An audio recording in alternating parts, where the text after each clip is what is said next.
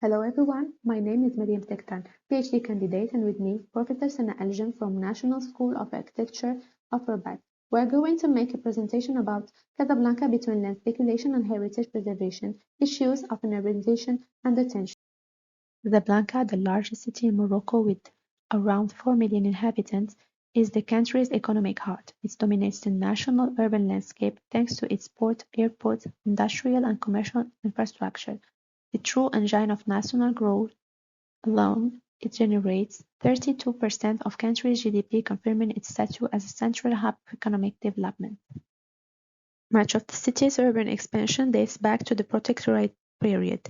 The city's industrial and commercial growth accelerated, supported by modern infrastructure and urban planning system designed to accommodate its rapid expansion. However, this growth was driven by rapid land transformation marked by speculation on urban land, even before the arrival of the Protectorate. With the arrival of settlers benefiting from tax and administrative advantages, the attraction of Casablanca's land sparked a rush to acquire property. Casablanca architecture reflects a rich and evolving mix of styles rather than a single colonial aesthetic. During the Protectorate, eclecticism dominates with emerging local influences like Neo-Moroccan. Art Deco became emblematic of the city, often hybridized with other styles. After independence, this dynamic continued, confirming the city's architectural diversity across periods.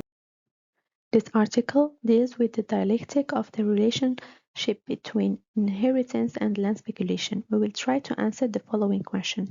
As the city continues to densify and expand, what impact do speculative dynamics have to its urban development? How can mechanisms for heritage preservation and protection be articulated in the face of the economic and speculative pressure that already profoundly shaped Casablanca's urban planning? In what way are these tensions reflected in the evolution of the city's urban and architectural landscape? Our main hypothesis is that the land speculation, a structuring force behind Casablanca's urban development, shapes the city's evolution by exacerbating spatial disparities, reinforcing uncontrolled densification, and placing increasing pressure on the built heritage. The analysis of land speculation and its effects on Casablanca is based on a mixed method approach combining historical research, spatial analysis, qualitative inquiries, and quantitative data to grasp the complexity of land dynamics by articulating multiple levels of analysis from the historical evolution of the city to the current realities of the real estate market. Land speculation has been a core feature of Casablanca's development since the late 20th century, even before the French Protectorate. The city attracted European interest due to its strategic location and economic promise. This early speculative dynamic was fueled by local conditions, an emerging port city, cheap labor, and growing ties to global markets. Before the Protectorate, Casablanca experienced a surge of European migration driven by hopes of rapid wealth and rising land values. This encouraged intense speculation, making land a freely traded commodity in unregulated markets. Speculation shaped the city's development and attracts investment. The subsequent course of colonial history only amplified the trend of speculation. The Prost Plan or Ecochart Plan aimed to channel this growth and organize the city's expansion through a hierarchical urbanism. However, they never fully succeeded in containing speculative logic. They covered only a limited portion of the urban territory, leaving room for a proliferation of unregulated peripheral subdivisions. The city became a space of colonial contradiction between planned order and speculative disorder, urban modernity and social misery, and economic centrality. Unlike Morocco's imperial cities, where heritage assets itself naturally, Casablanca struggles to claim an obvious patrimonial legitimacy as a city whose development stems from colonial expansion.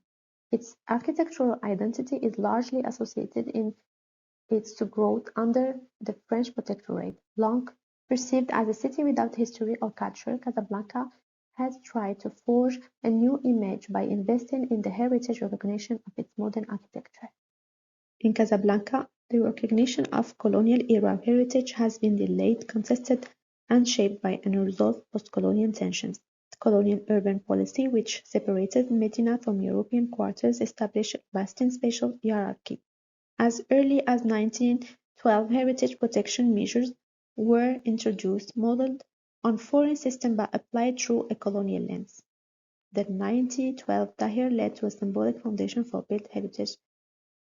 Law number 2280 makes no mention of heritage as a general concept, focusing instead on categories like historic monuments, sites, and art objects. This restrictive terminology limits the protection to older or prestigious assets, leaving modern vernacular or everyday heritage largely overlooked. As a result, more recent forms of heritage struggle for recognition, not due to the lack of value, but because of the absence of legal framework broad enough to include concepts like cultural heritage or urban Master Urban Development Plan of 1984 lays the foundation for heritage. Successive development plans failed to recognize the heritage value of modern 20th century architecture despite its historical and cultural significance within Casablanca's urban landscape. Several buildings are left in degraded state, collapsed, or were subject to informal modifications. The planning have also reassigned land use, transforming areas originally designed for villa by authorizing the construction of buildings of up to 6, 7, and even 11 stories. These changes were accompanied by a revision of the floor area ratio and the land use coefficient, promoting a logic of vertical densification. This regulatory orientation fostered a widespread trend of demolition modern villa in favor of high-yield real estate operation with little regard for the architectural legacy they embodied.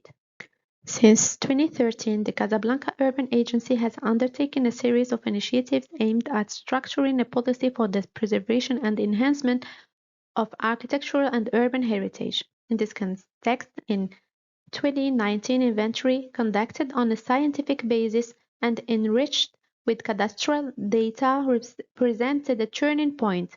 It facilitates more effective management of demolition and transformation permits by identifying buildings of high heritage value. Buildings are classified according to their level of heritage significance, which determines the appropriate mode of conservation. However, even this tool is not immune to manipulation. Certain qualifying buildings are deliberately excluded from the inventory due to their high real estate potential. The modern city center of Casablanca has experienced a remarkable surge in land value over the past decade. This dynamic results from several converging factors: scarce and strategically located land, strong speculative pressure, and historically permissive urban planning regulations. The city center, particularly the CW district, suffers from an acute shortage of available land. The urban fabric is almost entirely built up, and opportunities for acquisition are mostly limited to old buildings to be demolished and reconstructed.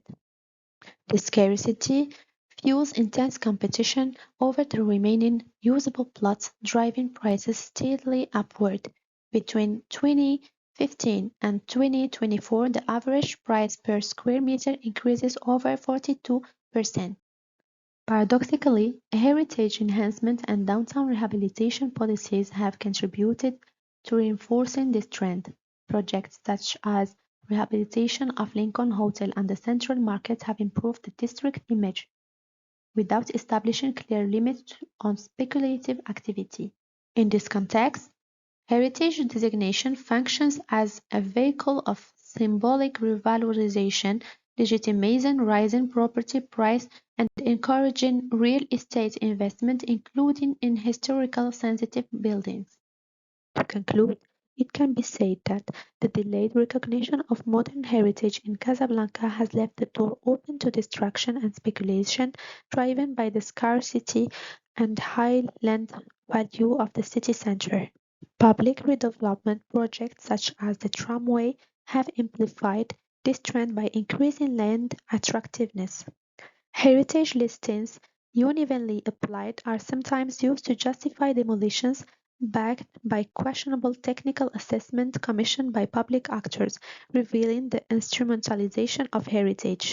The abandonment of Casablanca's UNESCO World Heritage Bit illustrates the difficulty of inscribing heritage into a universal narrative when speculative logic prevails. In Casablanca, the use value of heritage is overshadowed by its exchange value, revealing a city shaped by capital logic at the expense of urban memory and the right to the city.